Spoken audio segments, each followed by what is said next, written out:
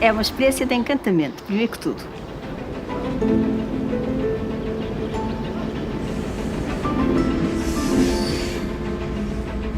Quem leu, por exemplo, A Cidade e as Serras e vê aquela descrição que o Eça de Queiroz faz, só consegue, acho eu, na minha opinião, percebê-la se um dia conseguir entrar em Portugal por esta linha.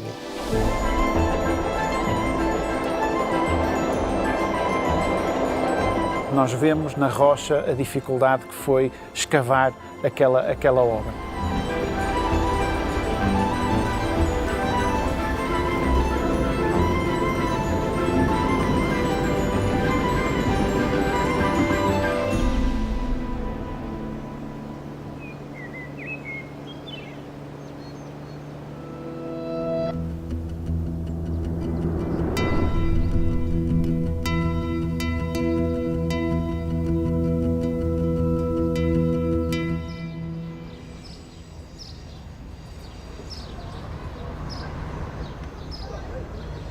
Na primeira linha, primeira plataforma, dará entrada o comboio interregional que procede de Pocinho com destino a Porto São Bento.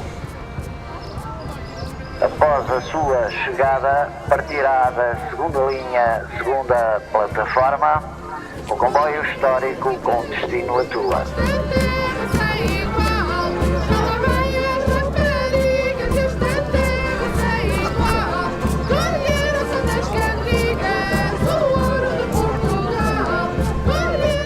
E que vinham muitas iguais a esta. Carruagens de madeira. Uma locomotiva do tempo da Primeira Guerra Mundial e 37 quilómetros para percorrer rumo à altura. A viagem do comboio histórico do Douro vai começar.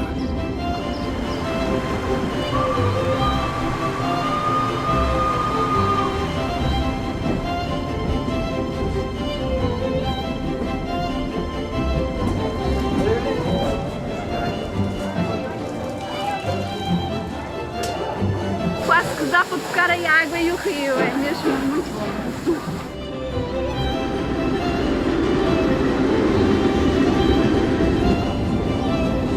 Ficamos no rio, a navegar no rio, e agora estamos aqui em terra num comboio histórico. É uma viagem no tempo e foi maravilhoso.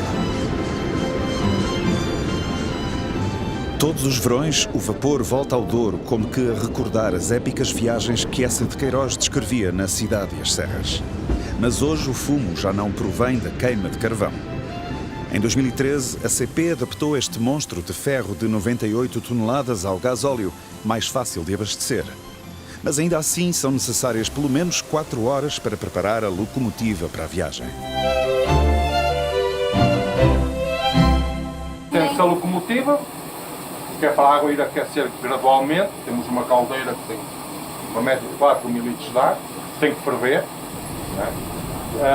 Que é para começar a ver a polpa subir, e enquanto ela vai aquecendo gradualmente para evitar avarias, porque há dilatações, né? Há dilatações, nós começamos a fazer a lubrificação em volta.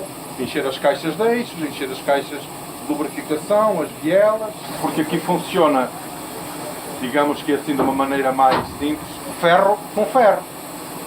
Não há rolamentos. O eixo tem uma caixa onde leva lubrificação com chumaceiras, em que o eixo ao rodar vai apanhando o óleo para evitar desgaste.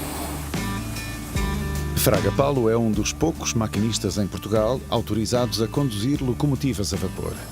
Ele e mais 3 colegas irão a bordo deste cavalo de ferro oferecido a Portugal pela Alemanha como indemnização da Primeira Guerra Mundial. A água cai com a gravidade, o vapor bate na água e empurra para dentro da caldeira. Você pode exemplificar, se quiser.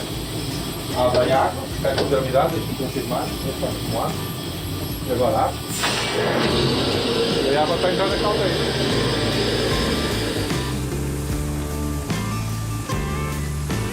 Tem 2 queimadores, tem uma pressão, que é o vapor que dá essa pressão, espalha o gasóleo e o gasóleo arde. A água produz calor, a água ferve, produz vapor e nós temos a comboio a andar. Para ir ao Tua e voltar são precisos 20.000 litros de água e 3 abastecimentos. Depois da régua, é no Pinhão que a caldeira volta a encher. Um espetáculo a que nenhum passageiro fica indiferente e que ano após ano atrai milhares de turistas ao Douro. Somos nós que fazemos as coisas. Enquanto que nos outros comboios, onde eu trabalho, nós damos o comando e alguém faz por nós. Aqui não. Nós é que se queremos mais 1 quilómetro, damos mais um bocadinho ao graduador, queremos mais vapor, poupamos mais no inversor, ou queremos mais vapor, damos mais gasóleo, temos que controlar a água, porque é para haver vapor, sem água não há vapor. O controle do homem é que faz com que isto tenha o seu encanto.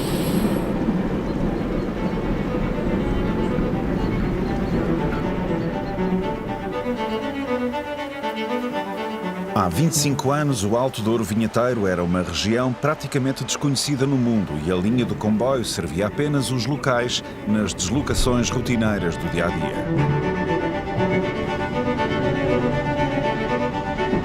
Mas em 2001, a Unesco integrou o Douro na lista de Património Mundial e a revolução aconteceu.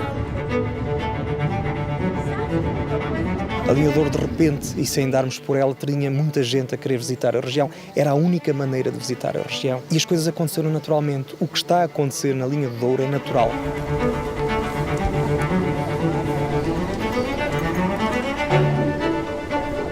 É muito engraçado este novo equipamento. Há um ano para cá, ou coisa parecida, esta recuperação destes comboios mais antigos e tal. São confortáveis e voltamos a poder fotografar a paisagem sem ter um vidro cheio de lixo à nossa frente, que era horrível.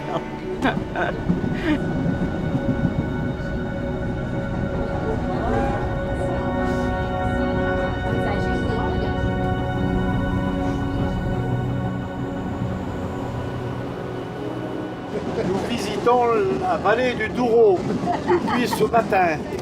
Très joli pays, le Portugal. On se régale. Le soleil, le vin, la bière. Et le bacalhau. Le bacalhau. Bacalhau. Avec les fritas. Et le Douro? Et le Douro, très très joli. Le Douro, regardez.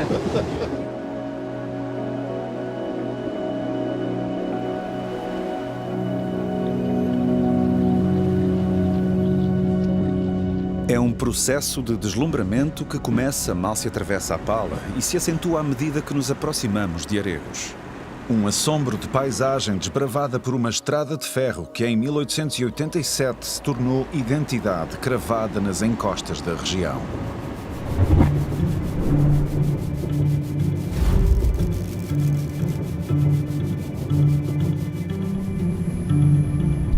A linha do Douro é uma obra de uma dificuldade brutal.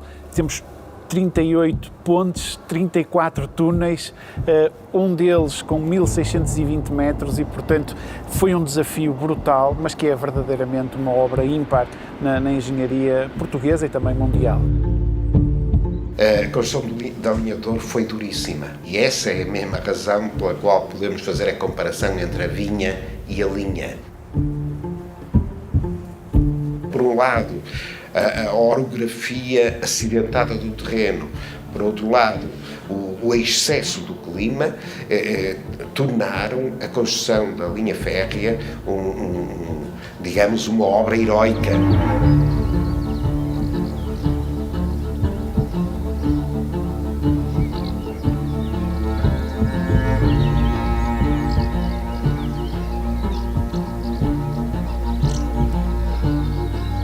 Os túneis, de facto, era a única forma que havia para conseguir o caminho de ferro avançar. Foram abertos à força de braços, à força da dinamite e com centenas e centenas de homens que estiveram a construir isto em períodos onde o Douro era um lugar muito exíguo e, portanto, houve dificuldades com a peste, houve dificuldades com a umidade.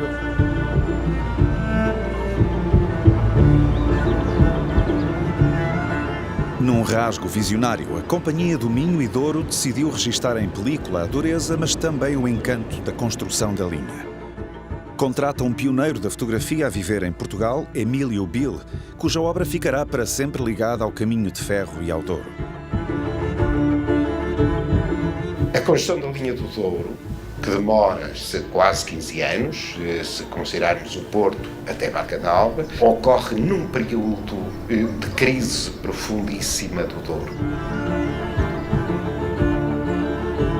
Não nos podemos esquecer que, a partir dos anos 60, inicia-se o processo de destruição da vinha do Douro por um inseto minúsculo invisível que é a filoxera, e quando o caminho de ferro é finalmente construído, o Douro está exangue porque a produção de vinhos é muito baixa com a destruição provocada pela filoxera.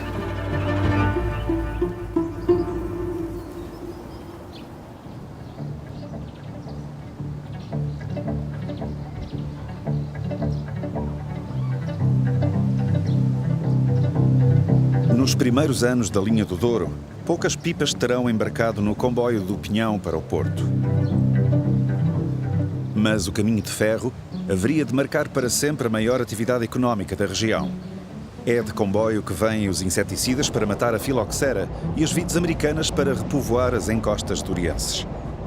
E é também o comboio que leva a produção de vinho a lugares nunca antes imaginados. Até a este período em que estamos a falar, digamos, segunda metade do século XIX, a região do Douro, mesmo a região demarcada, desde o tempo pombalino, a região do Douro ia até ao Caixão da Baleira. E, portanto, podemos dizer que é o caminho de ferro que cria a região atual, incluindo, portanto, o Douro Superior, que hoje é a maior sub-região vitícola do Douro.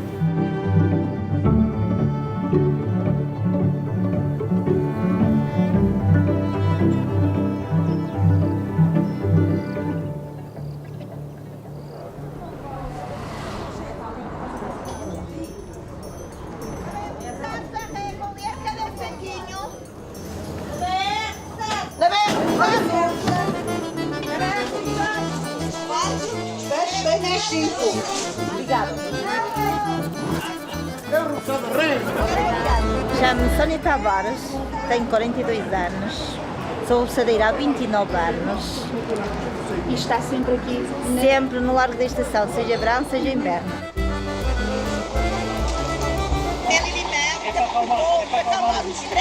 As rebuçadeiras da Régua apregoam os doces de limão, açúcar e mel pelas ruas da cidade há quase um século.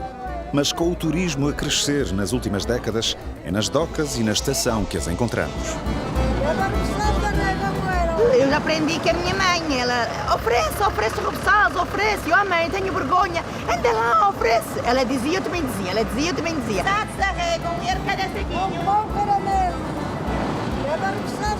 Já vimos o horário dos comboios, lá vamos nós a correr, porque o comboio tem poucos minutos, vai logo embora e nós temos que ir a correr para vender, senão a gente não vende nada. Fica no filme.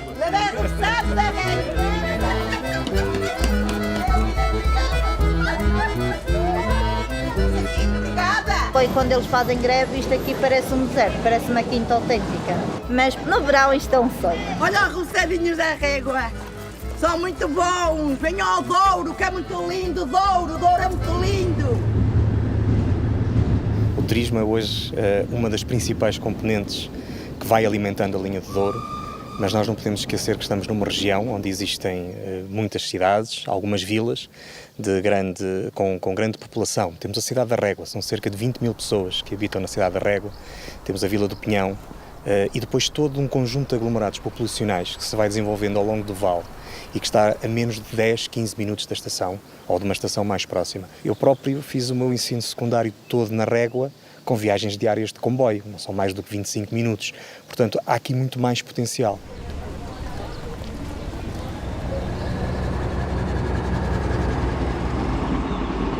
A linha do Douro é uma linha bonita, só que precisava de obras. Que isto no inverno é um caos. Eu estou esse fim de semana, vou para baixo, para Famalicão, isto até ali embaixo, até o Marco, é complicado. Estou estou-me a lembrar de um artigo do Camilo Castelo Branco, por exemplo, a defender a construção do caminho de ferro do Porto à Régua, em que ele diz que numa situação em que os transportes do Douro são péssimos, as estradas são péssimas e a navegação é muito difícil, que a construção de um caminho de ferro do Porto à Régua poderia criar um caminho seguro para fazer uma viagem em 2 horas. 2 horas é praticamente o tempo que demora hoje. E o Camilo escreve isto em 1855. O que acontece aqui na linha do Douro é que nós temos muitos troços em que a velocidade podia ser mais alta e que ela inexplicavelmente não é aumentada. Ainda recentemente foi intervencionado um troço entre o Tua e o Pinhão, um troço que poderia perfeitamente ter trechos a mais de 100 km/h e em que se mantém 60 km/h. Quase que são as velocidades da construção da linha.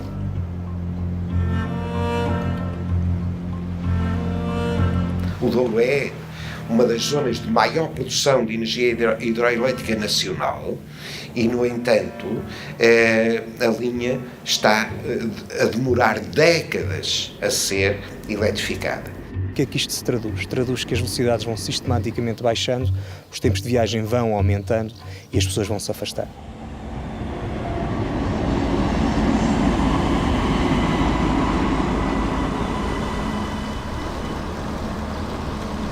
Ao ponto quilométrico 59, o Marco de Canaveses separa 2 realidades da linha do Douro. No sentido da Régua, vive o Douro do turismo e da paisagem de tirar o fôlego, mas também do diesel e dos atrasos constantes. Mas do Porto até aqui, existe um Douro urbano, eletrificado e mais pontual. Nós hoje temos uma linha do Douro que arranca, portanto, na estação de São Bento, neste lugar magnífico que nós temos, atravessa uma zona que foi sendo urbanizada e, portanto, era uma zona rural, muito rica em vegetais que permitiam, por um lado, abastecer o Douro e abastecer o Porto. E foi-se urbanizando, naturalmente, porque à volta do comboio tudo era mais fácil, a mobilidade, chegar ao Porto passou a ser um luxo que muito poucos tinham acesso e, portanto, foi natural que essa zona fosse desenvolvendo nesse sentido, onde estes comboios fazem um serviço e transportam milhares de passageiros e, portanto, digamos que é outra face da linha do Douro.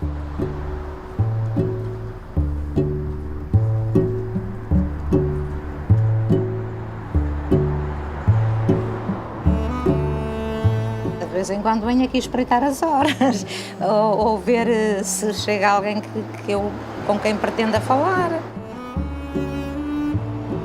Fosse a sua casa mais perto da linha do comboio e a porta da rua daria para o carril.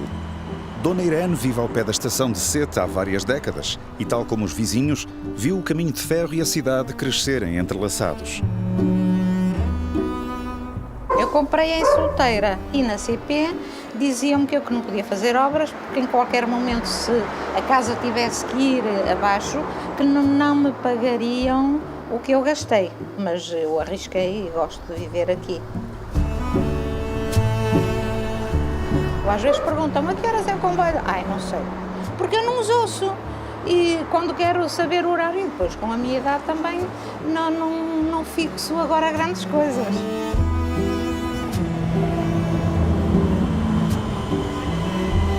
Tivemos o vinho, depois do vinho eu diria que houve aqui uma altura das mercadorias, portanto a linha do Douro tem um papel brutal na construção das barragens, todo o cimento para construir as barragens foi transportado de comboio e, portanto, essa é uma história também magnífica do ponto de vista daquilo que é construir obras e a logística que isso implica. Terminada essa parte, ficou a parte urbana e ficou a parte do turismo e da paisagem, não é? Quando se começaram as obras para alargar, para pôr em via dupla, eu dizia, isto não vai ser para o meu tempo. Felizmente já está. Também quando começaram a eletrificar, eu também dizia, eu não vou chegar lá. Ainda cá estou e o serviço está feito. Fala-se, agora se vai ser assim ou não, não sei. Bom também começar as obras de eletrificação do Marco até à Régua. Será? Será para o meu tempo? Já são 66. Vamos ver. Deus assim o dirá.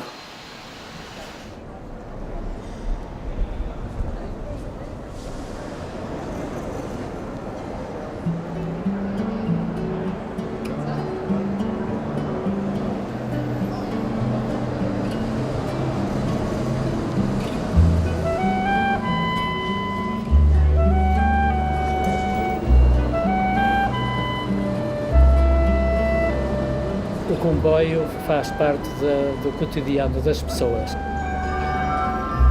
Ser maquinista é o primeiro a chegar à estação, ver pessoas que iriam embarcar no comboio, passado um bocado ver as pessoas que saíam do comboio, sermos úteis a uma sociedade.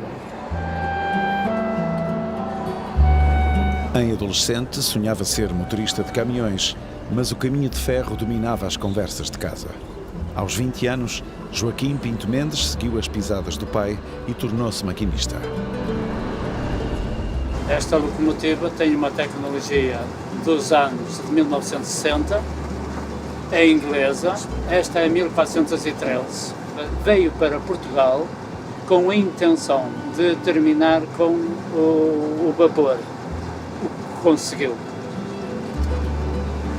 Conduzi muita vez estas locomotivas, tanto na linha do Minho como na linha do Douro, Porto Pocinho, Porto Monção, mas a linha do Douro para mim foi sempre a minha querida, que é a linha onde eu moro e nunca me cansei das paisagens da linha do Douro.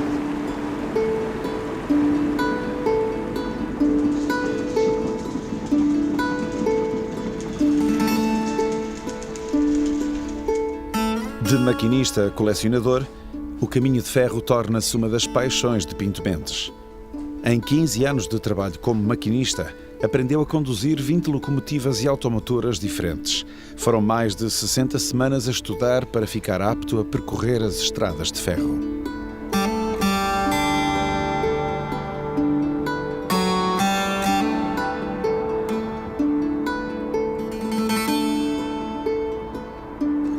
Enquanto trabalhei como maquinista e como inspetor, tenho uma agenda onde aponto quase tudo que aconteceu no dia. Quando eu vim para o Douro, portanto, vinha em 88, portanto, andei nos cursos de material aqui da linha de Douro e comecei a trabalhar no dia. Portanto, fui dado pronto no dia 5 de julho, aqui na linha de Douro. Fui acompanhado pelo Sr. Inspetor Adão.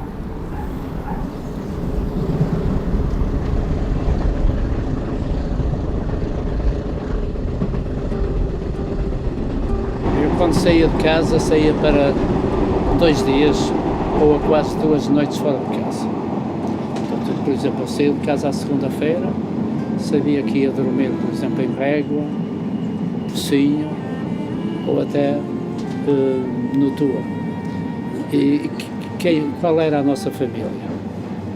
Eram os nossos amigos que viajavam nos comboios, o maquinista, o condutor e os revisores. Dormíamos em quartos de 2 e 3, onde dormia a tripulação do comboio, dormia o maquinista, o condutor e o revisor. Portanto, era a família.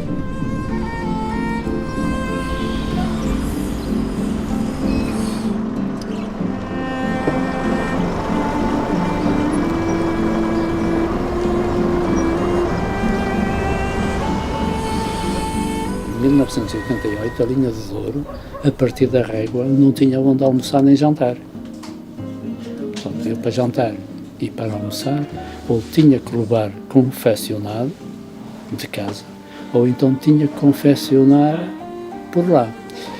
Nós, nos dormitórios, tínhamos o chamado armário comunitário, onde tínhamos panelas, garfos, pratos, Em alguns locais havia azeite, vinagre, sal. A responsabilidade de um maquinista é notável. São os carris que conduzem o comboio, mas é o maquinista que o comanda. Nunca posso ultrapassar o tipo de marcha de comboio. Se o tipo de marcha de comboio é 100, eu nunca posso ultrapassar 100. Mesmo que a locomotiva que eu vá conduzir seja de 220. E se as carruagens que eu levo atrás sejam de 180. Se a folha de marcha diz-me que a marcha é de 100, eu nunca poderei ultrapassar aquela velocidade.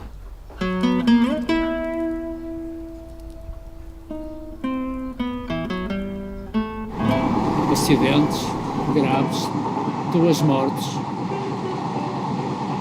uma morte em Balongo, outra perto da Régua, que me marcam muito. Ainda hoje, quando passo nesses locais, sinto alguma tristeza por aquilo que se passou e não poder fazer nada. Mas pronto, a vida do maquinista é esta.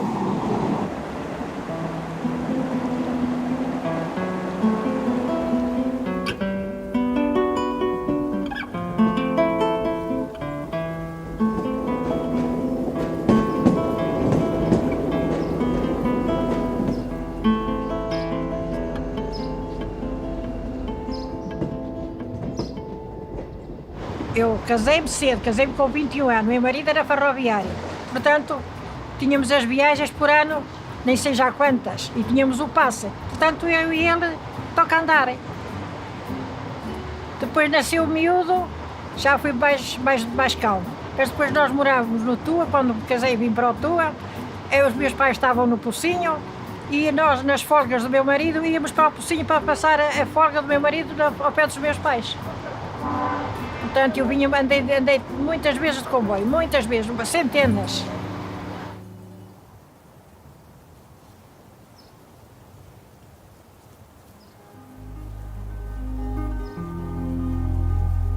Ao ponto quilométrico 172, a linha do Douro faz-se mais curta que há 130 anos. A vegetação teima esconder um carril que ainda em 1987 conduzia os comboios até a Barca d'Alva. 35 anos depois, Barca d'Alva volta a estar nos planos ferroviários nacionais. Quando foi encerrado o troço do Pocinho Barca d'Alva, o argumento do governo foi de que a linha não dava lucro. Era insustentável do ponto de vista económico. Mas nós não podemos fazer só essa pergunta, temos também de fazer a pergunta: porque é que é insustentável? Se é por erros de gestão, se é por falta de investimento, etc, etc. Estamos a falar de um produto turístico único, que é o Douro. E se a linha Douro, de facto, hoje assenta grande parte do seu sucesso na vertente turística, nós acrescentarmos estes pouco mais de 20 km a um percurso que já de si é magnífico, num sítio onde o Douro é puro, onde a paisagem é praticamente virgem, vai desde logo motivar o interesse de pelo menos 300, 400 mil pessoas ano. Portanto, é este o incremento que se espera de passageiros sobre a linha do Douro. Não há património sem gente, sem pessoas. E, portanto, começam a chegar lá as pessoas no comboio, saem do comboio, vão ver aquelas paisagens, depois precisam de restaurantes para comer, depois querem comprar umas lembranças e, portanto, isto vai fixar pessoas. Depois estamos a falar de um investimento baixo, que desencrava uma região de uma forma absolutamente notável. Nós hoje demoramos do Pocinho até a Barca d'Alva cerca de 1 hora. Essa viagem vai poder ser feita em cerca de 20, 25 minutos, 30 minutos. Vai ser uma viagem relativamente rápida, cómoda.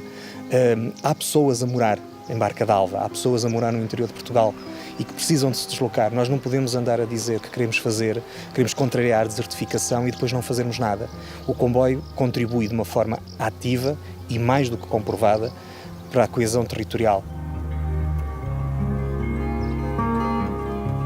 O Douro não é só uma das regiões mais pobres do país.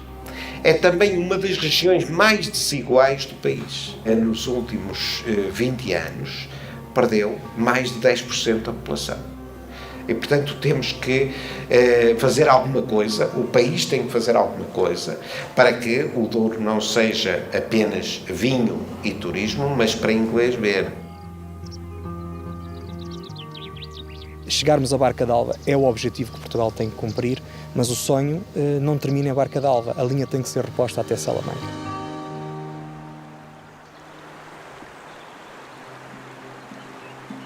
Hoje só os mais corajosos se aventuram a caminhar nesta ponte ferroviária desativada. Mas por aqui já passaram comboios internacionais que uniam Portugal à Espanha. Quando em 1887 o comboio chegou a Barca d'Alva, os empresários portuenses já tinham os olhos postos na Europa e decidem, nesse mesmo ano, levar a via férrea até Salamanca. O trajeto entre Barca d'Alva e Salamanca, em Espanha, foi construído por uma empresa portuguesa, constituída por vários bancos do Porto e que beneficiou de um apoio público do Estado português. Portanto, houve uma empresa portuguesa, com apoios do Estado português, que construiu um caminho de ferro em Espanha. Há um objetivo nítido de internacionalização económica que é paralela a uma outra obra central, também defendida pela Associação Comercial do Porto, que é a construção do Porto de Leixões. E, portanto, os meios empresariais do Porto entendiam que era benéfico colocar a área económica de Salamanca na órbita, no fundo, do Porto. O investimento foi um verdadeiro desastre financeiro. Os bancos do Porto viram-se em grandes dificuldades, muitos deles tiveram que abrir falência, outros tiveram que se fundir para sobreviver e perderam aquilo que na altura era quase um ato de soberania dos bancos, que era a sua capacidade para emitir moeda. A Salamancada, como ficou conhecida, destruiu a independência financeira de uma grande parte da elite portuense. Mas no território permaneceu uma obra notável que foi sendo usada quase até ao encerramento da linha.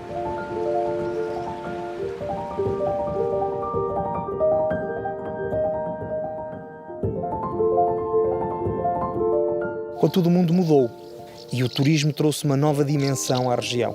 Aliás, ela reaberta é a única maneira de visitar 4 patrimónios mundiais num dia. Desde o Porto, desde do Douro, Foscoa e se chegar a Salamanca. Se nós fizermos a ligação até Espanha, nós temos aqui um produto turístico que é único no mundo. Rolávamos na vertente de uma serra, sobre penhascos que desabavam até largos socalcos cultivados de vinhedo. Embaixo, numa esplanada, branquejava uma casa nobre, de opulento repouso, com a capelinha muito caiada entre um laranjal maduro. Pelo rio, onde a água turva e tarda nem se quebrava contra as rochas, descia, com a vela cheia, um barco lento carregado de pipas. Para além, outros socalcos, de um verde pálido de reseda, com oliveiras apoucadas pela amplidão dos montes, subiam até outras penedias que se embebiam, todas brancas e assoalhadas, na fina abundância do azul. Jacinto acariciava os pelos corredios do bigode. O Douro, hein? É interessante, tem grandeza. Mas agora é que eu estou com uma fome, Zé Fernandes.